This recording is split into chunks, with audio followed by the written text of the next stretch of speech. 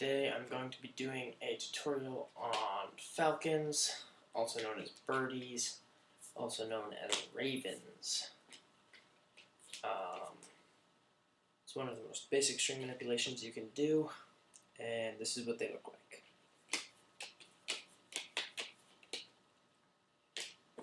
So, the basic motion is this. Essentially, it's a fancy moon wrap that is done with your hands and the strings instead of your biceps. So up close, I'm going to show you. As you can see, the strings are, well, first you have to catch them. You have to catch them out of something in butterfly usually. So as you can see, the strings are parallel when you catch them. In my case, I have the right glow stick in my left hand, the left glow stick in my right hand, and I have my left hand, the glow stick, this glow stick is behind this glow stick. When I throw them, when I let them go, each is going to swing into the other. But normally, if I were to throw it, if I only let go with this one, it's going to swing all the way over here. It's not going to swing to my hand like that. How do I make it swing to my hand like that? I give it a pivot point. If I'm doing thumb splits, this is what thumb splits look like. That pivot point is my thumb. I'm not doing thumb splits, and I'm not teaching you how to do thumb splits, although thumb splits are cool. What I'm teaching you how to do is falcons. So with falcons, the new pivot point is the midway point of the other string. So when I drop them, they don't swing all the way out as they normally would, they only swing halfway because the strings weigh the same and they're counterbalancing each other. Now, you may be asking, how, Colin, do I make it act as a pivot point?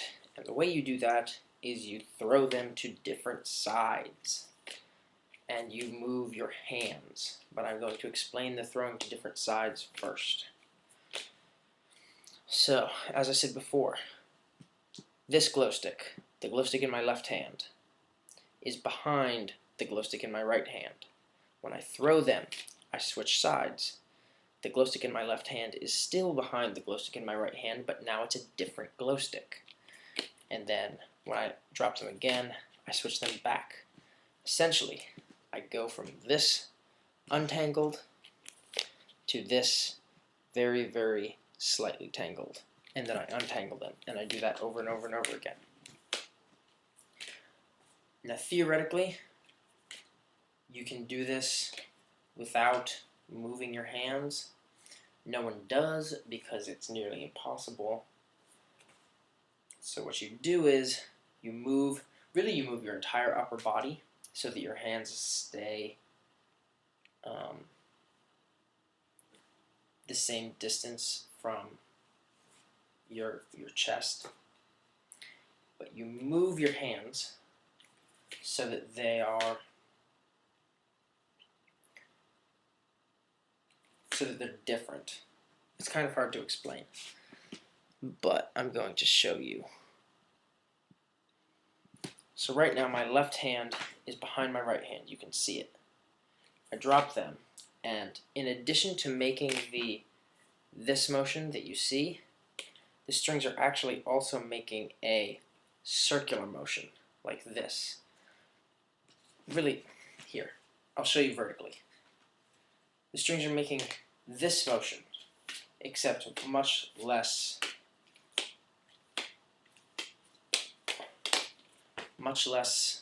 exaggerated. And they're doing it in this plane. But what that means is they're going around each other, which is important because it gives you this tangle that you need.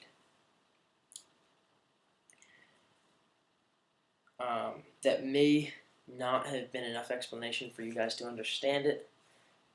If it's not, let me know, and I will refilm this video sometime when I am less tired and am better able to explain it. Yeah, so important to remember when you're trying to get good at ravens. So this is the basic motion. So what I'm doing is I'm just letting it go and I'm catching it over and over and over again. This is what it looks like, but it's kind of slow and it involves catching it, which covers up part of the glow stick. What most experts do, I'm still not very good at this because it's very, not unpredictable, but it's very chaotic, and I'm just not very good at it. But they hit it with their palms instead of catching it. At the same time, remembering that you're moving your body back and forth to make sure that you're hitting the glow sticks in the correct direction. Also, remember how the glow sticks are making this motion, except they're doing it in this plane so that they'll wrap around each other. In order to keep them doing that, you're going to have to tilt your hands. It's very, very subtle, and I didn't realize I was doing it at first, but you do actually have to tilt your hands to push it in the correct direction. So,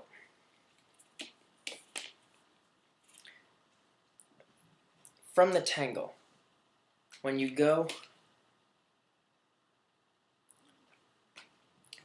catch them, your hands are tilted like so.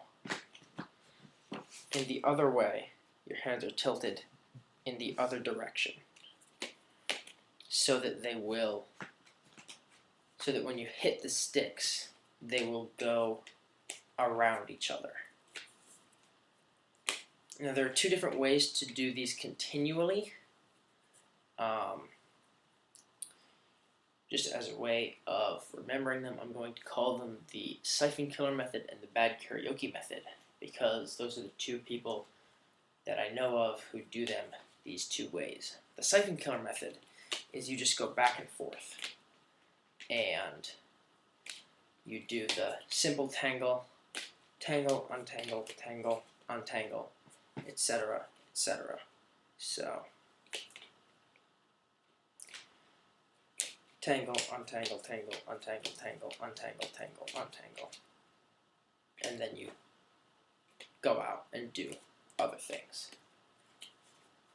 That is the most intuitive method.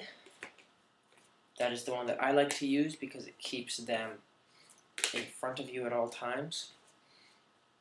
What bad karaoke does is he does tangle, tangle, tangle, tangle as many times as he wants.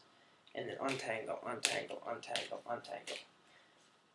It's slightly easier, I think, but it does move around because, remember, you need to keep them going around each other. And in order to do that, you do have to move your body. So what that looks like is, when you don't mess up, what that looks like is that. That was actually really good. I'm proud of myself. But, yeah, those are the two different ways of doing falcons.